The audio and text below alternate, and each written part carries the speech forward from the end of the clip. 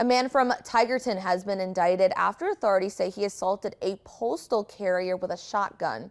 43-year-old Benjamin Jews has been charged by a grand jury with assaulting a female federal employee as she was doing her job. The indictment alleges back on September 24th, he, quote, knowingly and by means use of a dangerous weapon forcibly assaulted, opposed, impeded, intimidated, and interfered with a postal worker. If convicted, he faces a maximum of 20 years in prison and a maximum fine of $250,000.